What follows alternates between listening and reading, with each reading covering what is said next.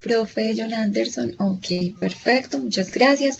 Bueno, buenas noches para todas las personas que están conectadas. Quiero que me pongan una manito, una carita, me cuenten si me están escuchando.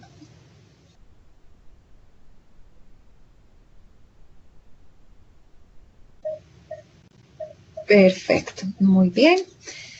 Les recuerdo, mi nombre es Adriana López. Yo hago parte del programa de trabajo social, pero pues además acompaño este curso que es de los cursos transversales que tenemos a todos los programas. Y también tenemos entonces la compañía del profe John Anderson. Profe, buenas noches. Buenas noches para todos.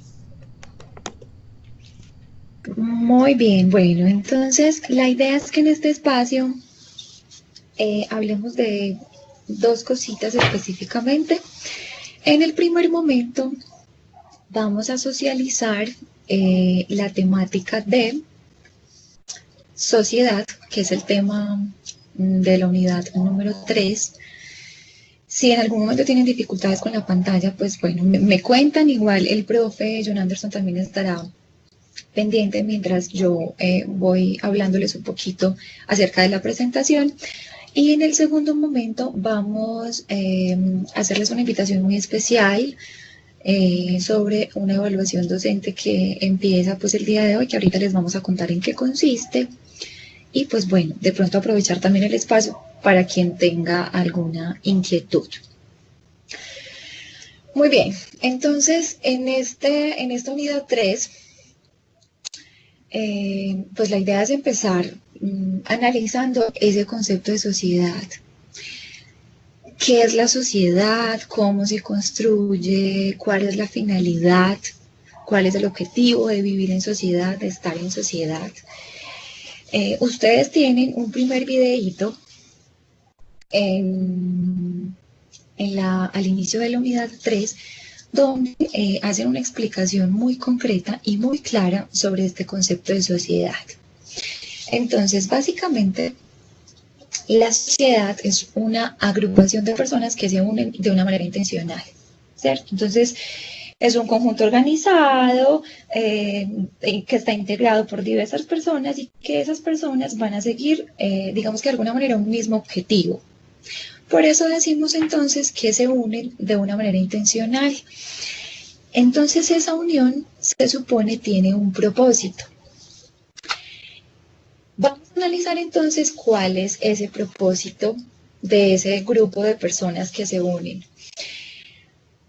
La finalidad de crear una sociedad entonces es lograr el bienestar común por medio de una premisa aristotélica que digamos que también se les enuncia en el video, que está relacionada con un yo y con un nosotros y que finalmente nos lleva a un es decir, eso digamos que nos quiere decir que soy en tanto soy pero con los demás, ¿cierto? Entonces esto, digamos que Aristóteles nos hace una invitación a pensar en que nosotros definitivamente somos seres absolutamente sociales, que no podemos vivir sin los otros. Y digamos que en referencia a esto, pues evidentemente, entonces es una invitación, digamos que la invitación que nos hace Aristóteles es a pensar como en esa relación recíproca, ¿cierto? Una relación horizontal, no mirada desde lo vertical, sino desde la horizontalidad, donde nos invita a pensar en un yo, pero ese yo cómo se construye también a partir de esa mirada del nosotros. Y cuando se habla entonces de que la finalidad es buscar el bienestar común, pues habría que analizar también qué significa bienestar, ¿cierto? Y básicamente bienestar, pues es aquello que necesitamos todos los seres humanos para vivir, es lograr un estado de satisfacción, digamos que un estado de comodidad frente a, teniendo en cuenta que el bienestar digamos que debe ser visto también desde una visión subjetiva. ¿Por qué? Porque lo que a mí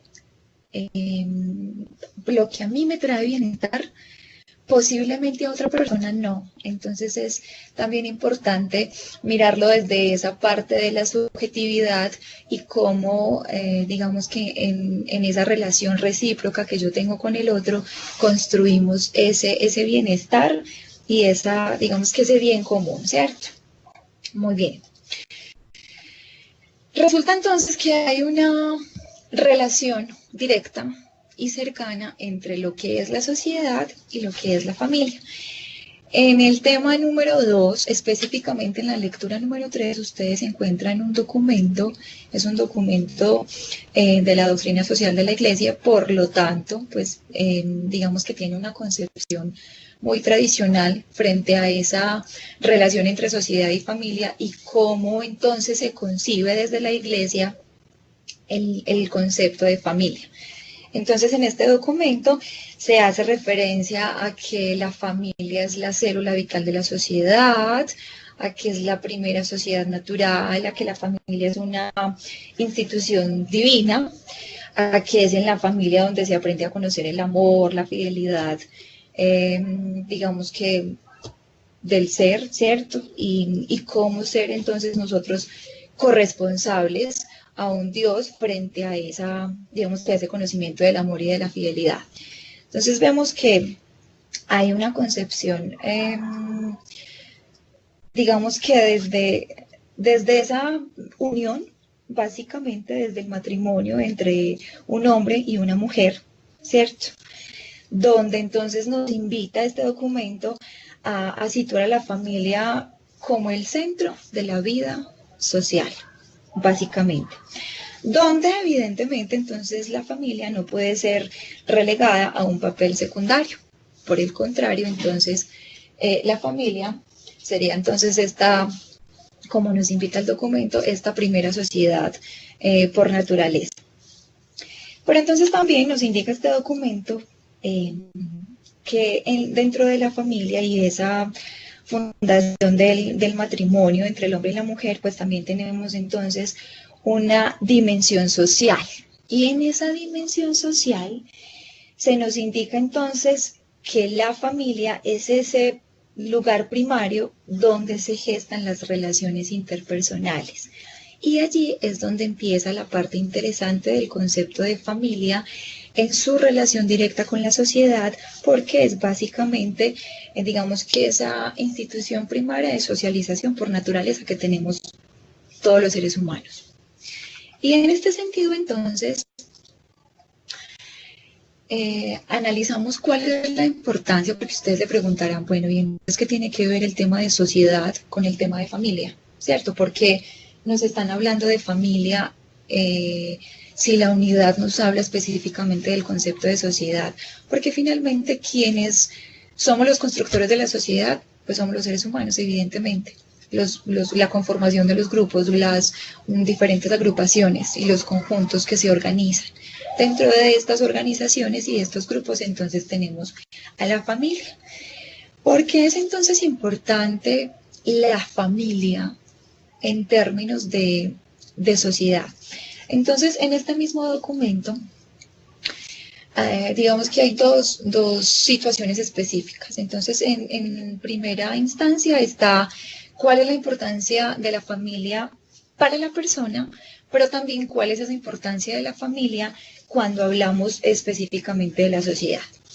Entonces, en este primer aspecto, la familia es importante para las personas porque digamos que es visto como la cuna de la vida y del amor, porque es donde se nace, porque es donde nosotros crecemos, es donde los seres humanos de alguna manera empezamos a desarrollar todas nuestras potencialidades, es donde nos preparamos de alguna forma para luego poder vivir en sociedad, ¿cierto? Es donde nosotros empezamos, digamos que a aprender cuáles son esas nociones sobre la verdad, sobre el bien y sobre lo que digamos que me voy a trazar yo para mi proyecto de vida. Por eso se habla entonces del desarrollo de potencialidades. Entonces es donde se gestan los valores, donde se gestan los principios. Por eso la importancia que hoy sigue teniendo la familia, pero ahorita vamos a mirar cuáles son las modificaciones entonces que ha venido teniendo la familia. El segundo punto entonces nos indica cuál es la importancia que tiene la familia para la sociedad. Entonces aquí se nos indica que la familia es algo así como una comunidad, es una comunidad natural, donde nosotros tenemos de alguna manera como esas primeras experimentaciones frente a la sociabilidad humana, frente a los diversos procesos de socialización que construimos en sociedad y cómo nosotros vamos a hacer contribución a esa, digamos que a esa relación con el otro. Entonces, aquí la perspectiva es más, digamos que desde una mirada de lo colectivo, de esa relación recíproca que yo tengo con el otro, y por eso se retoma entonces la visión de Aristóteles, donde nos menciona la idea del yo, pero ese yo involucrado evidentemente con un nosotros también. Entonces, ¿cuál es la sociedad? Digamos que es una sociedad que se apoya, es una sociedad que cohabita, es una sociedad donde se tejen, digamos que infinitas relaciones.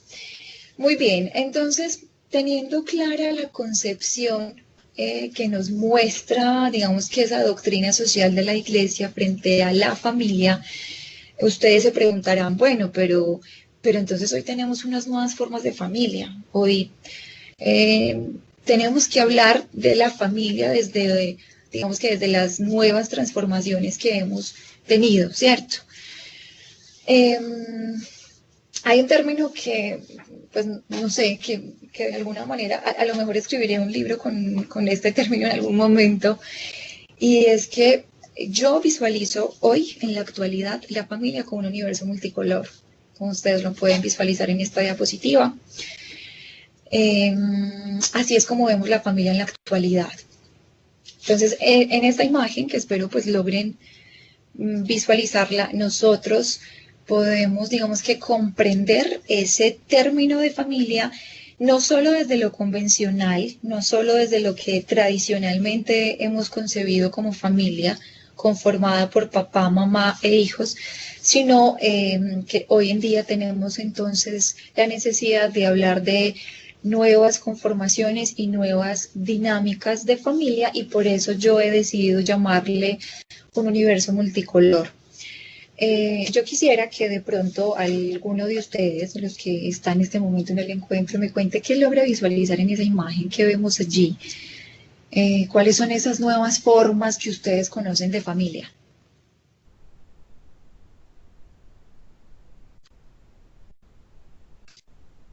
¿Alguien que de pronto nos quiera comentar con base en esa? Muy buenas noches. Buenas noches. Soy Carlos Mario Sánchez. Pues de la imagen, aunque cambió en este momento, se fue para metro cuadrado. Alcanzaba a ver las parejas homoparentales. Sin embargo, me extiendo un poco al concepto de la Corte Constitucional, y familia es el núcleo que los vincula al afecto con un propósito de protección y desarrollo, que incluso no está pasada por el encuentro erótico afectivo, la sexualidad explícita genital. Entonces alcanzo a ver, hay una mascota, me parece, o no sé si es un niño, no, es una madre soltera, parece, pero la imagen no la veo muy bien, pero es esa universo multicolor, es ese vínculo que nos une como círculo de protección, como proyecto, como afecto hacia un bien común, un desarrollo, y en eso cabe prácticamente todo, abuelo y nieta, abuelo, abuela y nietos, madre soltera, parejas homoparentales.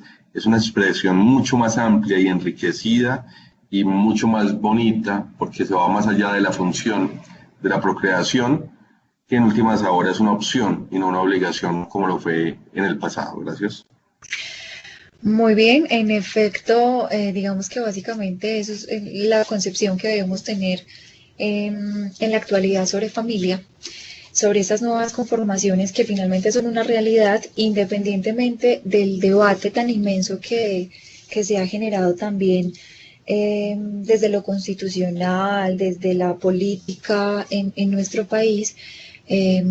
Pues hay que, digamos que, ser conscientes de que es una realidad que tenemos en este momento, y que es bonito también tener la posibilidad de observar la familia desde esta concepción mucho más integral.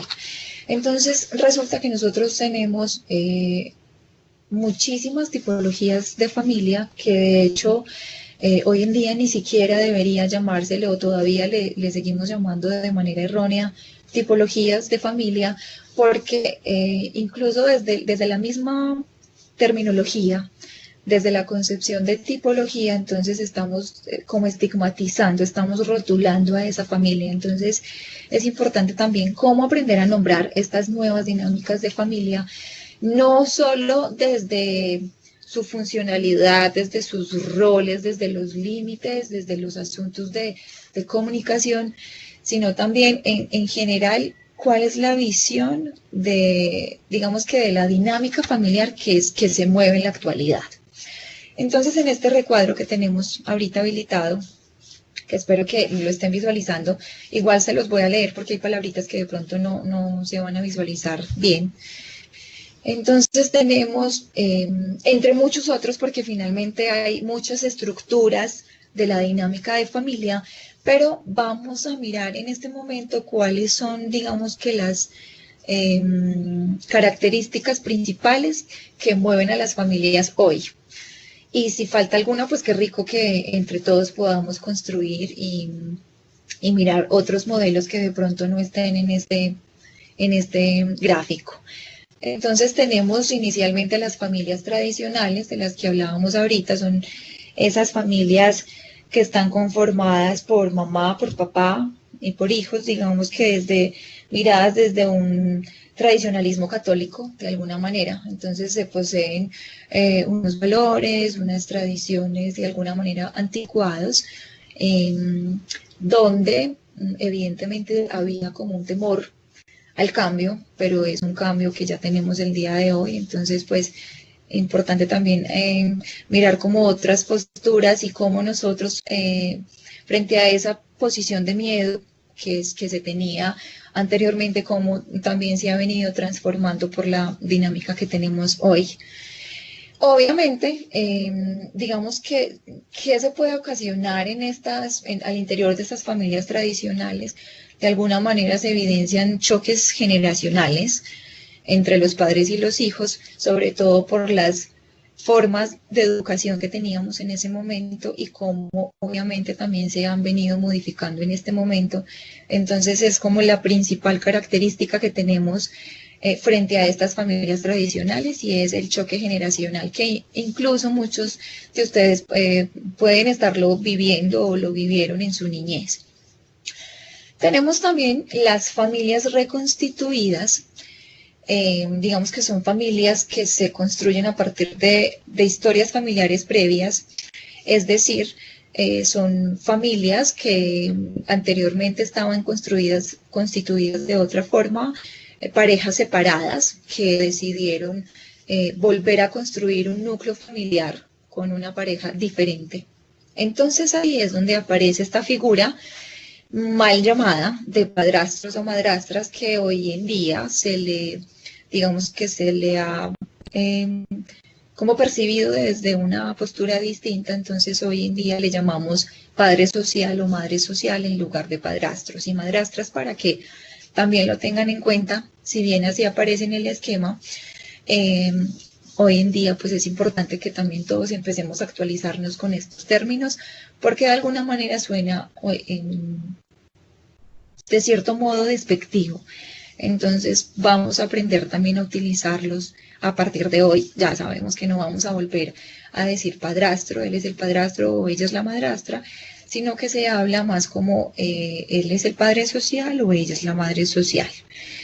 Igual que con los hermanastros, digamos que también es un término que se modifica. Pues es muy posible que en estas familias reconstituidas surjan algunos asuntos de complejidad con relación a la convivencia, con relación a la aceptación de las diferencias, de cómo entonces aprendemos a convivir con hermanos que no son hijos del mismo papá y de la misma mamá, pero que finalmente hacemos parte en este momento de una nueva conformación familiar. Por eso se le dice reconstituida, o también se le llama simultánea o recompuesta. Son entonces esas familias donde recuerdo mucho un término que usaba una docente en la universidad y nos decía que las familias reconstituidas son algo así como esas familias donde hablamos de los tuyos, los míos y los nuestros. Esa es básicamente una forma más concreta de entender este término de familias reconstituidas, y qué bueno que cada uno también vaya de alguna forma ubicándose frente a qué tipo de familia pertenece, de acuerdo a esta información que estamos teniendo. También tenemos entonces las familias monoparentales. Digamos que estas familias son formadas por un solo progenitor, ya sea papá o sea mamá, y donde pues obviamente están también los hijos. En estas familias monoparentales, digamos que la característica principal es que se empiezan a gestar alianzas entre papá e hijos o mamá e hijos. Es una relación generalmente basada en el apoyo, ¿cierto? Digamos que hay otras características, obviamente, y ustedes se preguntarán, bueno, pero no necesariamente siempre hablamos de apoyo o de alianzas entre padre e hijo o madre e hijo, porque a veces también se nos convierte en una relación conflictiva. Estas son como las generalidades, pero sin desconocer que obviamente tenemos casos específicos, hay particularidades donde las relaciones se tornan de una manera distinta. Son familias que generalmente se apoyan muchísimo de la familia extensa. La familia extensa es la que está conformada por mínimo 3 generaciones, es decir, tenemos abuelos, hijos y nietos. Esa es, digamos que, la característica de una familia extensa. Muy bien, entonces aquí es importante cuando hablamos de las familias monoparentales también conocer cuál ha sido esa historia de familia, cuáles son los antecedentes, por qué la característica de esa familia es esa, ¿cierto? Porque hay, digamos que, una sola persona que aparece como la figura de autoridad en ese contexto de familia monoparental y bajo qué condiciones o qué fue lo que llevó a que se diera de esa manera. Tenemos también familias con hijos adoptivos. Pues son familias que no tienen la posibilidad a nivel biológico de concebir hijos, entonces acuden a los procesos de adopción, pero sabemos que en este momento en Colombia y de acuerdo a la ley que nosotros tenemos, a la ley de infancia y adolescencia, es muy complejo hablar del tema de adopciones en este momento, porque realmente son procesos desgastantes, son procesos absolutamente demorados. Digamos que anteriormente era muy fácil aplicar para un proceso de adopción, pero ahorita con la 1098 del 2006 el tema se hace un poquito más complejo y de hecho este año tuvo una modificación en enero, la ley 1878, donde los requisitos son aún más para todos estos procesos de adopción, pero finalmente son familias que también tenemos constituidas, son pocas, realmente no son familias que abunden, sobre todo en Colombia específicamente, pero que de alguna manera, digamos que siguen teniendo vigencia y uno esperaría que estos procesos puedan continuar generándose en la sociedad, porque yo particularmente pienso que es un proceso muy bonito cuando no tenemos la opción de tener nuestros hijos de forma biológica y sabemos que además, como nos lo dice esta gráfica, generalmente en estas familias con hijos adoptivos se siente frustración cuando no podemos de alguna forma tener un hijo natural, por decirlo de alguna manera. Pero que sigue existiendo un gran deseo de ser padres. Entonces, obviamente es un proceso que nos genera unas expectativas inmensas, pero que a veces uno ve que las familias desertan a mitad del proceso porque, como les digo, son procesos que duran incluso años. Entonces, a veces en medio de la ansiedad y de la expectativa y del deseo que tenemos porque sea un proceso que se dé de manera rápida, pues empiezan, digamos que a aparecer esos sentimientos de frustración y de no querer continuar con el proceso legal para la adopción. Muy bien, tenemos entonces también las familias conformadas por parejas homosexuales. Si bien es cierto que es un tema que para muchos puede generar todavía tabú, digamos que se generan muchos debates, frente a la temática, pues sabemos que hoy en día es un asunto que se ha naturalizado y que es normal que nos encontremos parejas homosexuales diariamente, digamos que en el ejercicio de nuestra vida cotidiana. Para estas personas, pues obviamente hay una situación importante y es cómo hacer frente a esa crítica social, cómo hacer frente a esa, digamos que a esa crítica de la sociedad frente a esa nueva conformación de familia. Perdón, he estado un poco enfermita. Muy bien, entonces hay, digamos que una necesidad también en muchas ocasiones al interior de estas familias con parejas homosexuales de incorporar unos hijos, ¿cierto? Entonces también sabemos que es un tema que nos ha generado mucho, pues un gran debate, pero que realmente es una situación que tenemos en este momento y que nos daría incluso para hacer otro encuentro sincrónico para hablar única y específicamente de ese tema que realmente es muy extenso. Tenemos de otro lado también las familias, digamos que esta es una situación específica que me gusta muchísimo y que no encontramos normalmente cuando hablamos de las tipologías de familia, porque es una situación que de alguna forma se ha querido ocultar, pero que sabemos y que lamentablemente en nuestro país los índices de violencia intrafamiliar son bien altos en este momento. Entonces estas son las familias maltratadas o familias violentadas. Esa violencia puede ocurrir tanto de los padres a los hijos como de los hijos a los padres, pero también se puede dar entre los mismos hijos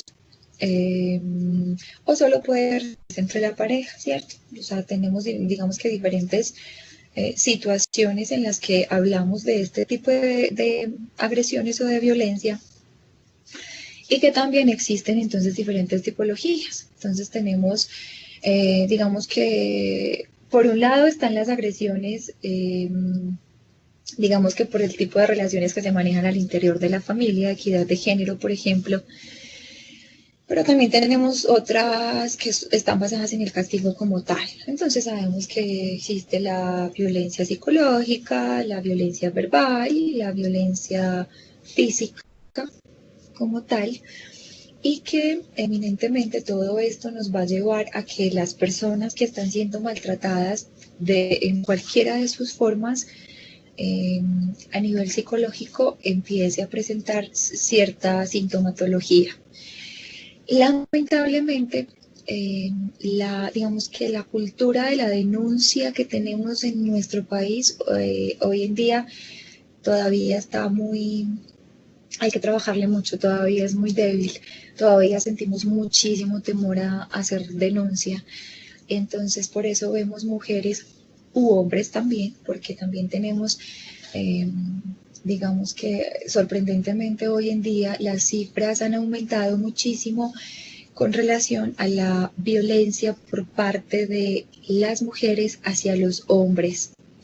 Yo que trabajo en un contexto específicamente de familia, en una comisaría de familia, veo constantemente cómo son más los hombres que están llegando a consultar frente a qué hacer porque está siendo maltratado por su pareja, o incluso otra característica que tenemos en este momento es que la mujer es quien mayoritariamente estaba abandonando el hogar, más que los hombres. Digamos que tradicionalmente siempre se ha pensado que quien abandona el hogar es el hombre, pero hoy en día tenemos, digamos que eso hace parte también posiblemente de la nueva dinámica que tenemos a nivel familiar y tenemos muchas mujeres abandonantes de los hogares.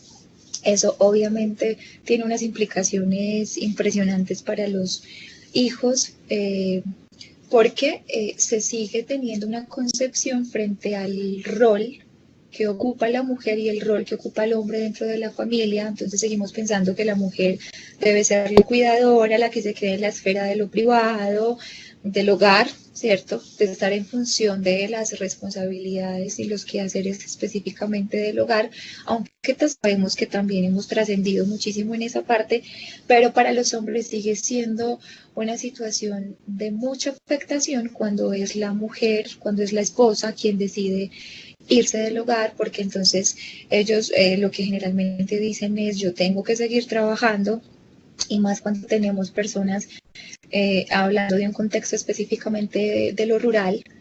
Entonces son agricultores, por ejemplo, que tienen que seguir desempeñando su labor agrícola, pero que hay unos hijos que deben continuar con su proceso académico, entonces cómo acompañar el proceso de la crianza, de las tareas y demás. Es un tema que hoy en día pues, se ha convertido en un reto para los profesionales psicosociales porque realmente es una situación compleja para la dinámica de la familia. Muy bien, tenemos también las familias inmigrantes y digamos que es una realidad latente que estamos viviendo con nuestro país vecino, ¿cierto? Todos los inmigrantes que tenemos, por ejemplo, en este momento de Venezuela. Entonces, obviamente esos procesos de inmigración generan dificultades frente a los procesos de adaptación, digamos que todo lo que tiene que ver con el tema cultural, que sabemos, digamos que por la socialización que nos hizo el profe en el encuentro pasado, pues es un tema profundo, es un tema que va mucho más allá de lo que normalmente hemos concebido como cultura y que nos genera, digamos, que un choque frente a esas implicaciones que tenemos hoy con las familias inmigrantes. Ese es solo un ejemplo, pero pues sabemos que no lo vivimos solo en Colombia. Lo que pasa es que justo en este momento estamos en pleno auge de tener familias inmigrantes, específicamente aquí. Y tenemos también las familias interculturales. Estas familias son formadas por progenitores de diferentes culturas, entonces es, por ejemplo, cuando nosotros estamos con el famoso sueño americano, ¿cierto? Entonces me voy, allá construyo una relación con una persona que tiene una cultura distinta, por ejemplo, o es cuando se hacen migraciones, sí, generalmente a Estados Unidos o a España.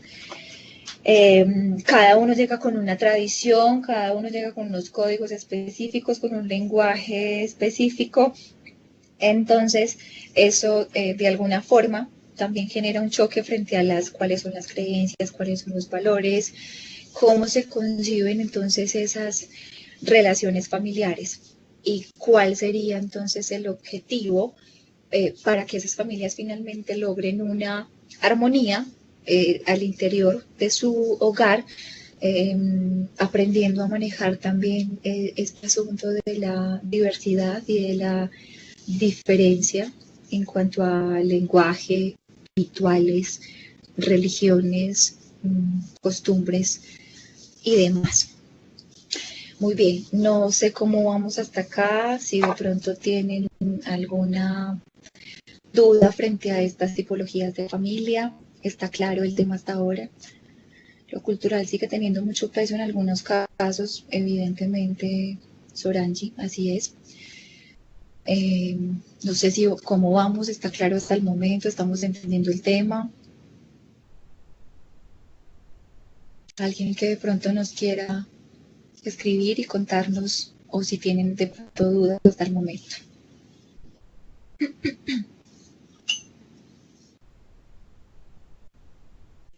Muy bien, bueno, entonces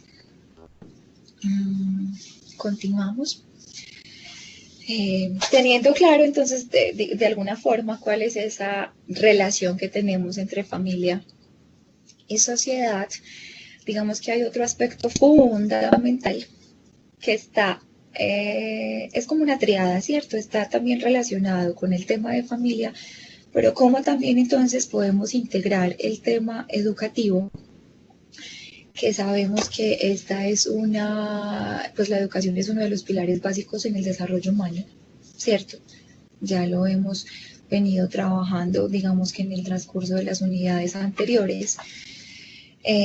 Sabemos que en la actualidad tenemos una gran exigencia frente a, digamos que a la generación de nuevos enfoques educativos, porque pues estamos viviendo un cambio de mentalidad en la sociedad, por lo tanto requerimos también tener digamos que un cambio significativo en todo lo que tiene que ver con el sistema educativo, porque uno de los problemas que hoy tenemos, digamos que de la familia con respecto al tema de la educación, es que sentimos que se nos están agotando los modelos, sentimos que se nos están agotando de alguna manera también las políticas, que los docentes de alguna forma vienen en un ritmo tan acelerado que digamos que se percibe de alguna forma como la desmotivación, el agotamiento, porque pues lamentablemente tenemos en esta área de la docencia muchos docentes que en esta, digamos que en esta modernidad o posmodernidad estamos, digamos que más como por un cumplimiento de lo laboral, ¿cierto? De los horarios, por ejemplo, pero sin trascender, sin ir un poco más allá. Entonces, la invitación es a que podamos tener un enfoque desde una educación integral, desde una educación que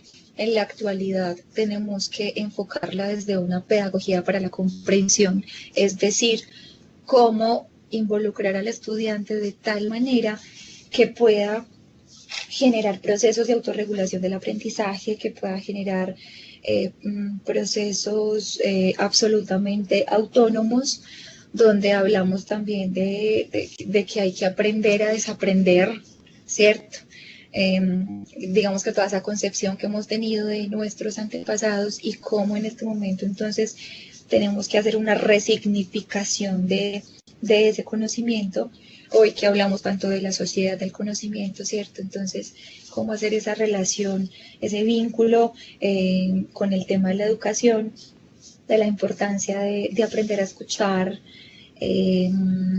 cómo entonces podríamos nosotros replantear la finalidad de los procesos educativos, cómo posicionarnos frente a esas dinámicas que nosotros tenemos dentro de las aulas de clase, llámese virtual o presencial, porque finalmente en este momento estaríamos en un aula de clase, cada uno está desde sus casitas o sus trabajos, pero estamos en un espacio que nos involucra de alguna manera a todos. Entonces, ¿cómo ejercer ese rol también educativo desde la autoridad, pero desde una autoridad que sea ejercida con respeto, desde una autoridad que sea ejercida con firmeza, ¿cierto?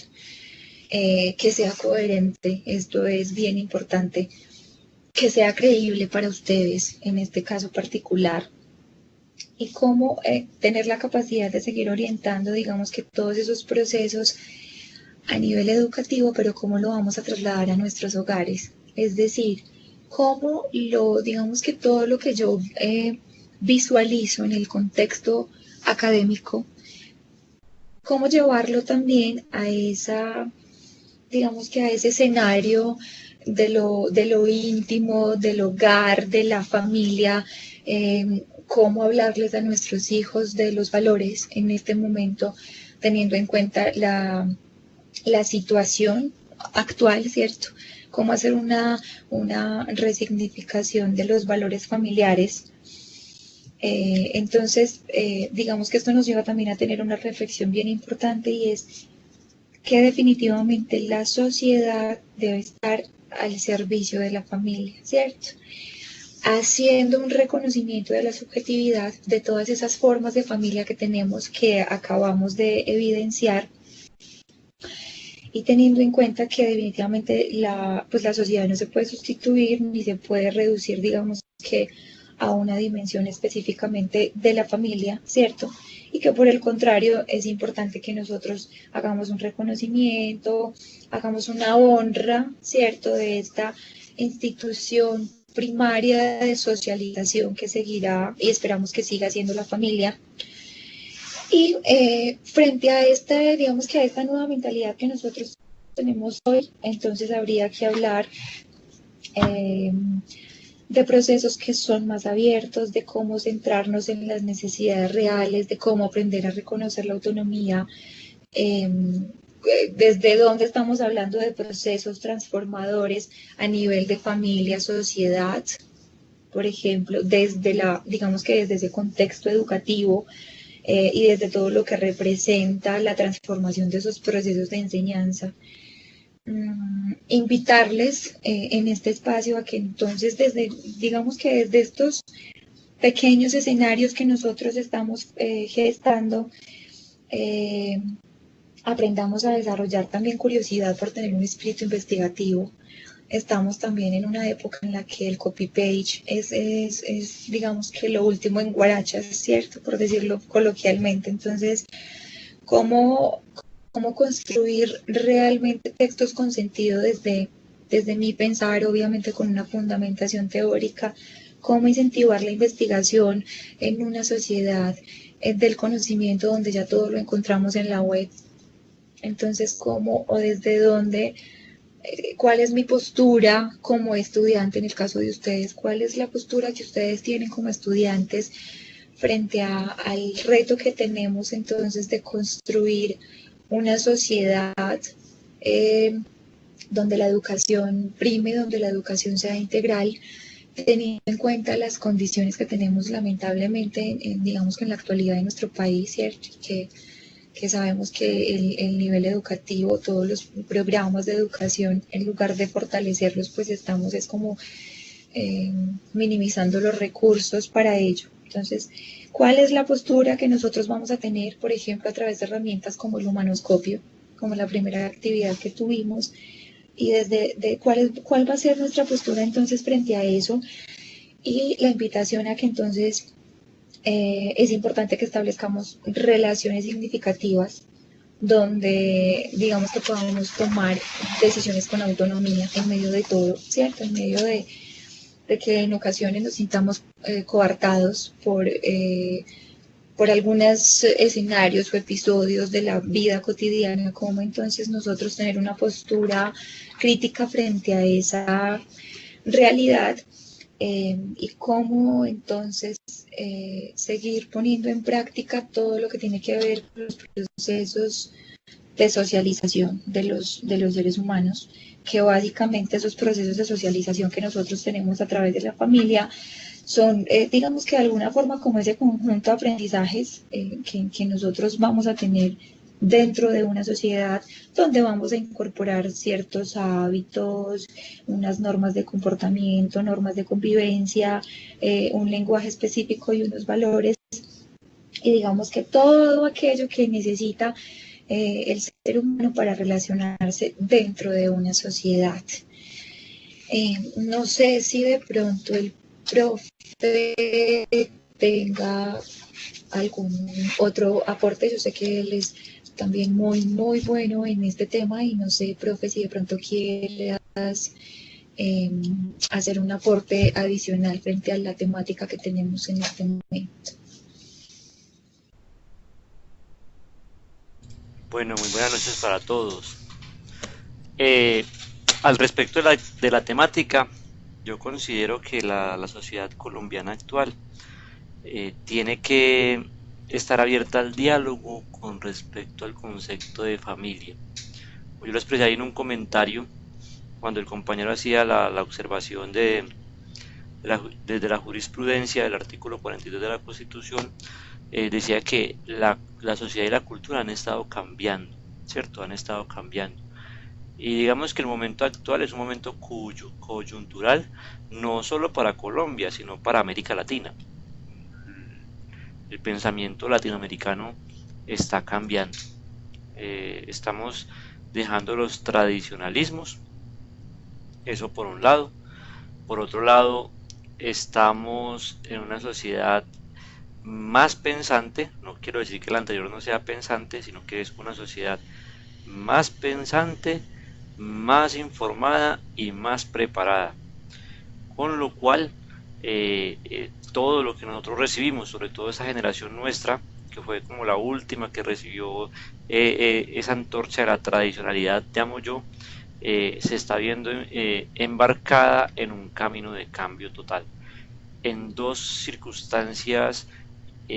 Yo los llamo como paralelas. Una, en que nuestra sociedad es la que empieza a gestar ese tipo de cambio de mentalidad, y dos, en la que la generación de nuestros hijos, pues los que tienen hijos, es la que está viviendo ese fruto del cambio de mentalidad de una manera más concreta.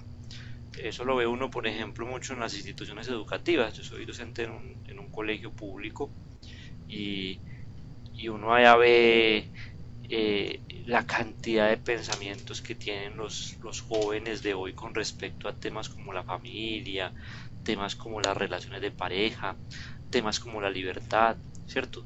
Tienen unos conceptos muy claros, pero tienen unas grandes debilidades en las partes psicológicas que tenemos como los de otras generaciones, que éramos como más fuertes psicológicamente. Una gran problemática hoy en día, por ejemplo, son los suicidios. En mi institución este año tuvimos 2 casos de suicidios de jóvenes por problemáticas de familias que no se querían, o que no lo querían, o que no lo aceptaban. Bueno, diversos tipos de problemáticas, ¿cierto? Miren cómo ese tercer aparato o apartado que la profesora nombró al final, que llamamos educación, es la base fundamental para que el cambio social y el cambio de mentalidad se oriente, se oriente. No se manipule, ojo, se oriente.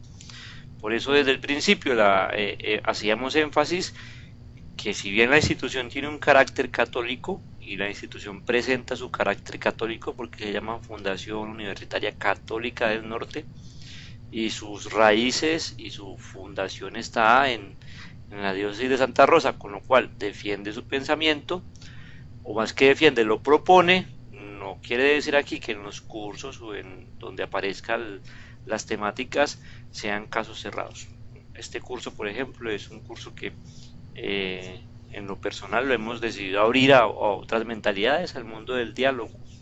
Por eso hablamos de que estamos en el mundo de las culturas, del multiculturalismo, y más hoy en día. Eh, Finalmente, entonces, cuando hablamos de educación no nos referimos solamente a los que están estudiando para ser docentes. Este curso, que es transversal, la educación es un eje fundamental y es fruto de todas y cada una de las profesiones. Les voy a contar una anécdota que me pasó hoy. Salí al centro a hacer una diligencia y me encontré con una imagen muy curiosa en una calle típica que hay aquí en la ciudad de Cartago, donde yo vivo. Es una peatonal. Entonces esa peatonal tiene adoquines totalmente, y hay una serie de cafés, y en el centro de la peatonal se hacen unos artesanos a hacer sus productos y a comercializarlos. Y en un lado está un castillo, no, una casa, la casa del virrey se llama, que fue construida hace más o menos 400, 500 años para porque en la ciudad iba a vivir el virrey. Entonces a mí me pareció muy curioso ver la siguiente escena: la casa del virrey. En la calle una serie de gente, había como 3 tipos de gente: unos adultos, unos jóvenes, enseguida unos artesanos, ¿cierto? Y al otro lado unos empresarios. Quería hacer una fotografía para el humanoscopio. En fin, yo no, a lo mejor cometí una imprudencia porque tomé la fotografía. Cuando terminé de hacer la fotografía, el artesano prácticamente me insultó. Me dijo que por qué no pedí permiso, no sé qué y no sé cuántas. Yo me quedé, yo no le contesté nada, sonreí y me fui. Entonces yo me puse a pensar, miren, cómo el tema de la cultura es tan profundo, que cuando yo vi al señor artesano en esa calle, dije, miren cómo está promoviendo la cultura, el arte. Pero cuando me insultó se tiró todo, porque la gente se quedó como mirándolo. Yo no le contesté. Entonces, cuando hablamos de educación, en ese sentido, en el sentido de la familia, de la cultura, de la sociedad, del desarrollo, no es una cuestión solo de colegios, es una cuestión de personas, es una cuestión de humanos. Eso que al principio la profesora Adriana decía, al final, ¿cierto? La sociedad es la suma del tú más el yo igual a nosotros. Puede que el tú docente haga mucho, pero si el yo papá en la casa no aporta, el nosotros social va a quedar cojo, va a quedar cojo. Entonces, en este ámbito de la educación, digamos que todos somos educadores, todos, empezando por la casa, ¿de acuerdo?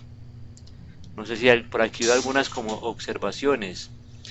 El pensamiento va cambiando, pero es justificable que el cambio social sea llamado progresismo, cuando los indicadores sociales muestran retroceso en asuntos como el suicidio juvenil.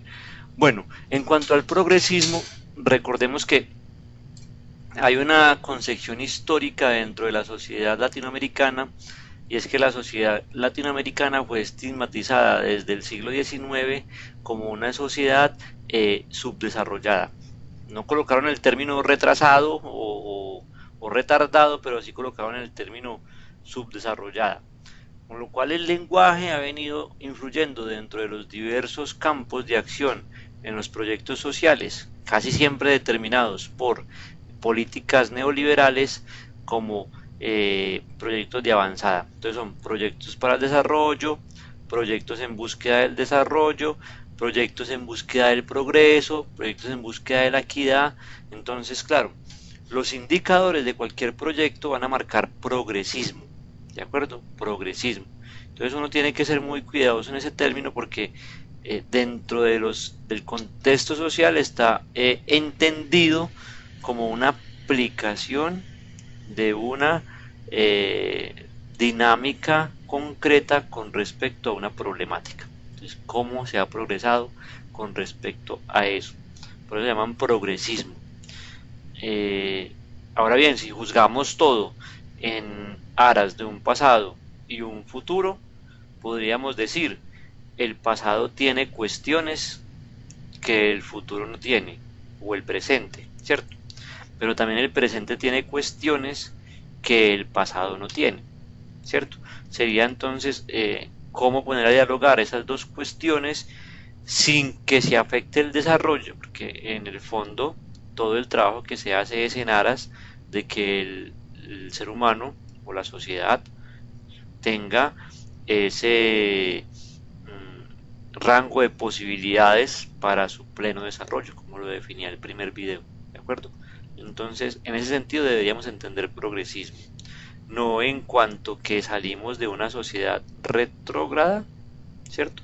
Sino en cuanto que avanzamos en aspectos sociales que nos pueden ayudar a ser una sociedad más ordenada, más educada, mejor enfocada, con unos fines, ¿cierto? No en cuanto que salimos de. No sé si a Alexander le queda ahí como claro la cuestión.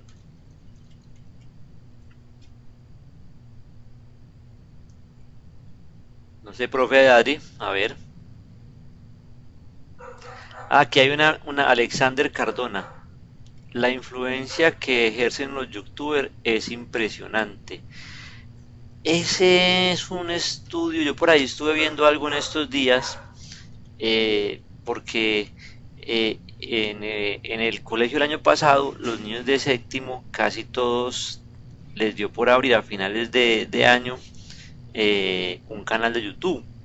Entonces a mí me causaba curiosidad con el tema de los youtubers y me puse como a ver un poco la dinámica. ¿Qué es lo que pasa? Desde lo poquito que he leído al respecto. Las sociedades tienen los sueños que le permiten tener sus épocas, ¿cierto? Si usted le pregunta, por ejemplo, a nuestros abuelos, sus sueños era tener una finca, una gran familia, un gran campo, una gran cosecha, ¿cierto? Si ustedes le preguntan a nuestros padres, a lo mejor nuestros padres su sueño era tener un automóvil, ¿cierto? Porque fue la sociedad como del automóvil en Colombia, casi todo el mundo quería tener. Nuestros padres, yo creo que muchos tenemos papás o tíos o yo qué sé, que fueron conductores y se dedicaron todo eso, porque pues se pasó como del campo a ese modo de industria, de transporte, o la empresa. Y las sociedades de la generación, esta última que ha salido de la de los 90, 95, 2000, es la sociedad de lo digital, con lo cual a ellos no les impresiona un automóvil, no les impresiona una moto, no les impresiona una finca, sino que les impresiona lo digital. y ya no les impresiona una cosecha sino un like. Con lo cual, ¿qué es lo que marca que alguien eh, sea exitoso en la sociedad digital? Pues dos cosas. Una, que tenga aparatos de última tecnología, los millennials, eso. Y dos, pues que tenga muchos seguidores. ¿Y quién tiene buena tecnología y muchos seguidores? Pues un youtuber. Con lo cual, eso es lo que van a buscar. ¿Qué es lo malo? Que si usted hace un estudio por ahí mínimo, comparativo, se podría llamar, de qué tipo de youtuber sigue mi hijo, aquí el compañero que me escribió, la compañera ya se me olvidó, o mi sobrino, o mis primos, usted va a encontrar que los tipos de youtubers que están siguiendo los muchachos son los youtubers que hablan de videojuegos, ¿cierto? De videojuegos. Muy poquitos siguen youtubers que tengan carreras profesionales o sean críticos sociales o bueno, de ese tipo, de ese tipo. En Armenia, por ejemplo, se está haciendo un ejercicio en los colegios que se llama un ejercicio práctico en el que los colegios ya no entran en competencia solo de fútbol, de básquetbol, de baloncesto, sino que hay una competencia intermunicipal a nivel de colegios de argumentación. Entonces los muchachos se han visto abocados a entrar en dinámicas de investigación y alguno en estos días que estaban preparando un tema, porque iban a simular como si estuvieran en la ONU, dijo, encontré un youtuber que habla de política, un canal de YouTube que habla de política.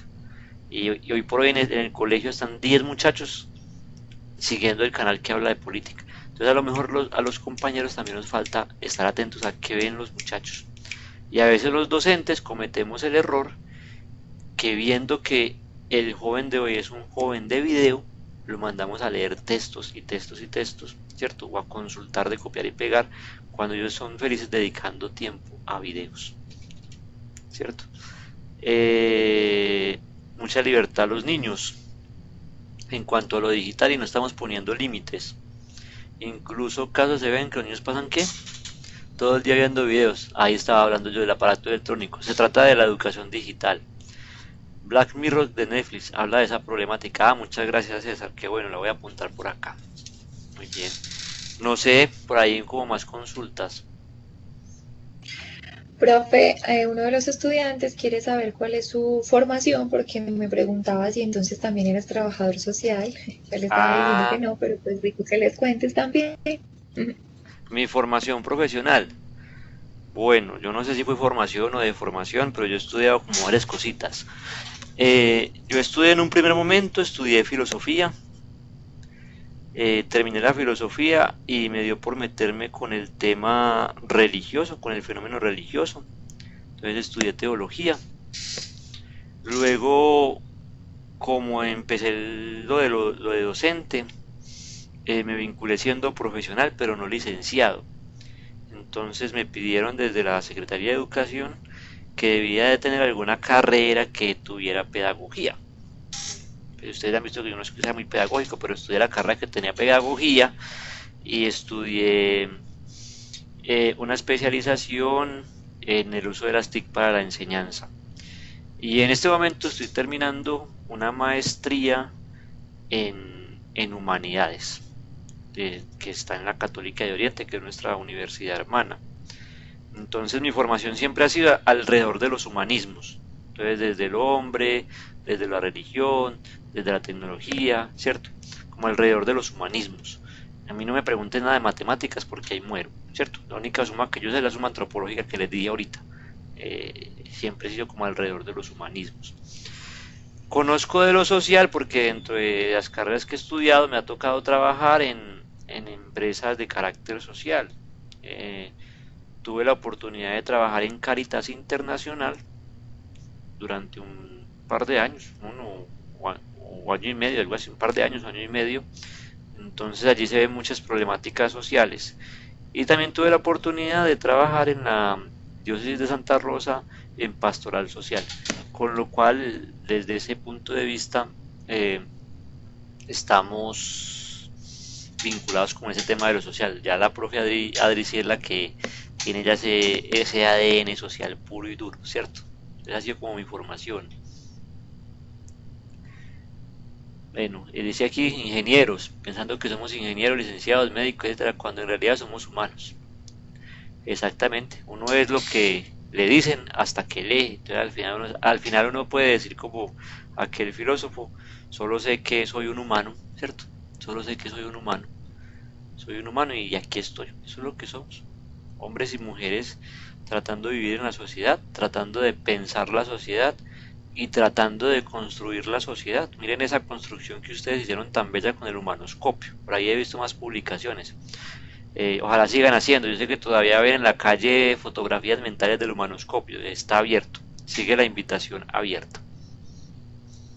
No sé, profe, ¿hay alguna otra pregunta?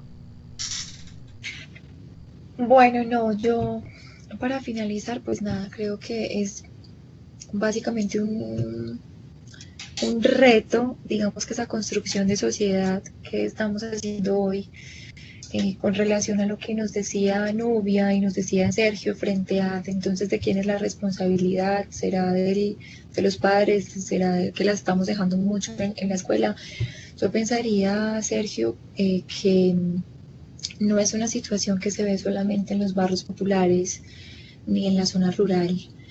Realmente seguimos teniendo esa concepción errónea frente a que, digamos que la gran parte de la formación de nuestros hijos está en la escuela. Entonces, yo, por ejemplo, pues a mí me toca hacer constantemente talleres de prevención en tanto zona urbana como rural, y eso es una de mis peleas con los padres de familia, porque a veces cuando salen los chicos a vacaciones, ellos dicen, estoy desesperado, ya no sé qué hacer, qué pereza que salga a vacaciones para tenerlo en la casa todo el tiempo, ¿cierto? Entonces, de alguna manera estamos, sí, como desresponsabilizándonos de una situación que nos compete dentro de nuestro núcleo familiar.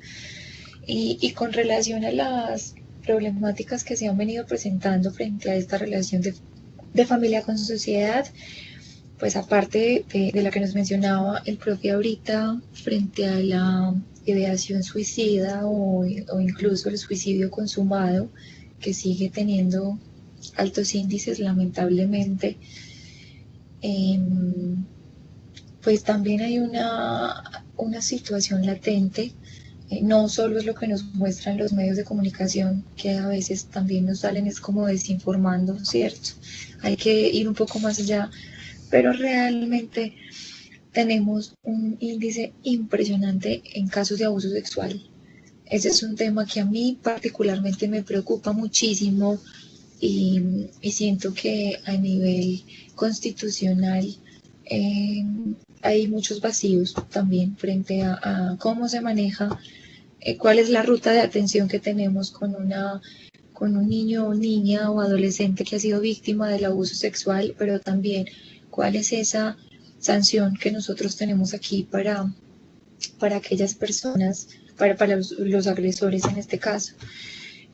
Es un reto continuar, digamos que generando estrategias que de alguna manera nos lleven a la prevención desde espacios como este. Bueno, este es un tema que genera mucho debate, que creo que nos mueve a muchísimas emociones, pero bueno, pues yo creo que ya es importante ir terminando. Por último, queremos hacerles una invitación muy especial, y es que a partir de hoy ustedes van a tener colapsados toda su plataforma por anuncios, por foros, por el WhatsApp también, porque a partir de hoy tenemos la evaluación docente. Es importante, chicos y chicas, por favor, es importante que ustedes diligencien esa evaluación. Es un formulario muy sencillo.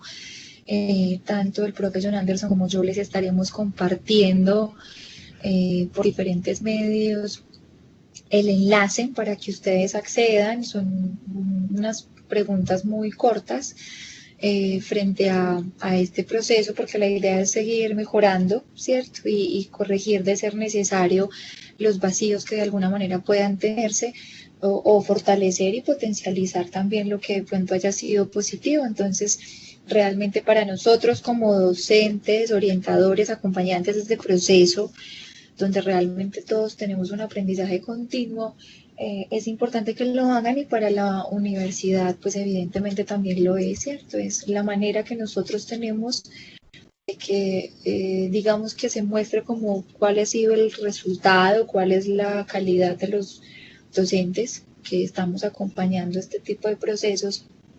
Entonces va a estar activa hasta el 19 de noviembre, sin embargo no lo dejemos para última hora.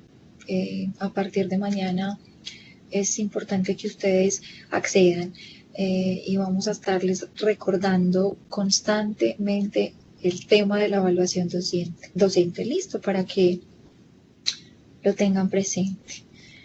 Bueno, no sé si de pronto no hay más dudas. Yo creo que podemos ir dejando, pues igual vamos a tener la grabación, a partir del día de mañana la podrán encontrar también en sus plataformas. Sabemos que pues este ya es el último encuentro sincrónico del curso, ya vamos para la 7ª semana de las 8 que tenemos. No sé si tengan de pronto alguna duda frente a la última actividad. Algunos estudiantes me han estado preguntando si tanto la sopa de letras como la nube de palabras lleva el mismo contenido. Pues no es la idea, ¿cierto? No tendría sentido hacer utilizar dos herramientas con el mismo contenido. La idea es que sean muy creativos. Este tema del curso es muy amplio, tienen demasiada información, así que tienen mucho de dónde elegir para hacer esta última actividad. Alexander Pardo por acá nos está también comentando algo frente a un seminario de investigación. Hicieron una intervención en Jamaica, la replicaron en Colombia. Familias con hijos en primera infancia, les ayudaron a que las mamás se comunicaran con sus hijos, que jugaran con sus pequeños, que los apoyaran muy bien. Esos niños que solo fueron intervenidos durante 2 años mostraron mejores resultados en sus vidas hasta el bachillerato. Y ahí está la prueba de que podemos hacer mucho por las personas haciendo pequeñas intervenciones en sus vidas. Efectivamente, Alexander, yo estoy totalmente de acuerdo contigo. Y hay otro asunto con ese tema y es que a veces los papás normalizamos, bueno, yo digo los papás como si yo también lo fuera o mamá, no lo soy, pero naturalizamos muchos de los comportamientos que tienen los hijos. Entonces, solo cuando vemos que la situación ha avanzado muchísimo, ahí sí vamos a pedir ayuda, cuando ya sentimos que el tema se nos salió de las manos, pero también porque digamos que ha existido desde siempre una falencia impresionante frente a las pautas de crianza, los límites, las normas, las figuras de autoridad que tenemos en el hogar. Entonces, claro, prácticas como esa evidentemente tienen muy buenos resultados. Bueno, muy bien. El profe por aquí les está haciendo también un comentario. Agradecer por la participación. Profe, buenas noches. Buenas noches. Quería hacerle una pregunta. Tengo una dudita sobre la sopa de letras. ¿Debe ser en un programa específico o puede ser en un archivo adjunto de PDF?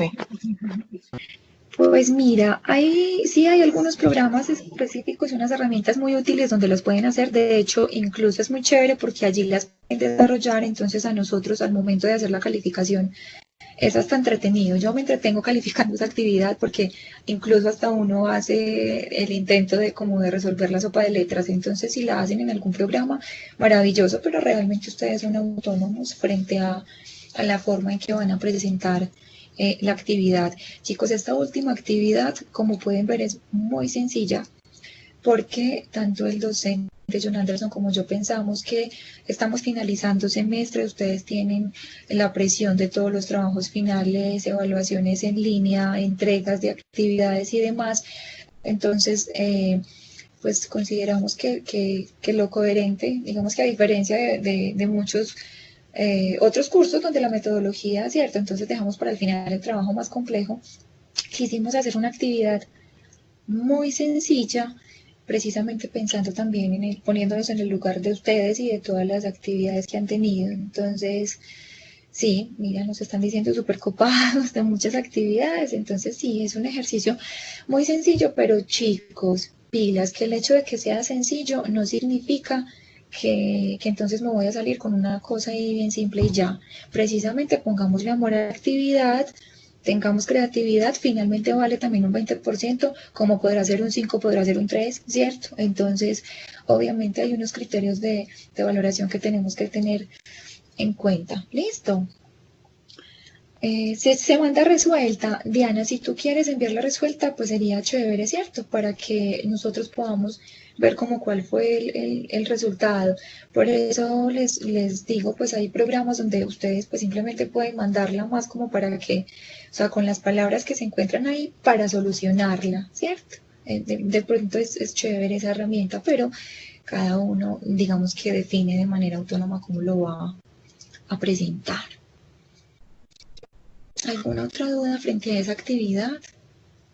Bueno, el profe nos dice que agradece la participación en el curso, en los foros, la disposición, yo también espero que de todos los encuentros y las actividades surjan, digamos que cosas importantes y significativas para ustedes.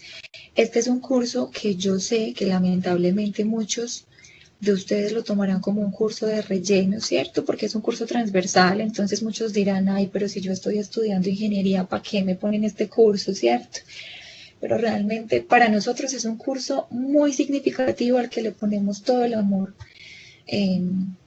Creo que, digamos que ha sido evidente en ambos, ¿cierto? Tanto en el profe John Anderson como en mí, como el deseo de que nosotros trascendamos, que sea un curso que nos lleve a reflexionar más, digamos que desde nuestra vida personal, ¿cierto? Más que de la formación súper académica y teórica, es cómo podemos llevar a la práctica esta vaina del desarrollo humano, ¿cierto? Bueno, entonces no sé, creo que ya no hay más dudas al respecto. Sergio por aquí nos agradece, muy buenas las actividades, se aprende muchísimo, sobre todo en las primeras. Qué rico, esa es la idea, esa es la idea. Entonces, que eso se vea reflejado en las evaluaciones de los docentes, pues. Bueno, ese trabajo se hace de todos los módulos. Diana, este último trabajo, claro, la idea es que tomen los temas de las 3 unidades. De hecho, en la instrucción les aclaramos que la idea es que teniendo en cuenta los contenidos del curso, es decir, todas las 3 unidades, realicemos la actividad. ¿Listo? Igual cualquier cosita, pues saben que también vamos a estar disponible por otros medios, en los horarios obviamente correspondientes. Si no es más, pues profe, yo creo que podemos entonces ir deteniendo la grabación. Les agradecemos infinitamente por la participación en estos espacios y un abrazo, Dios les bendiga.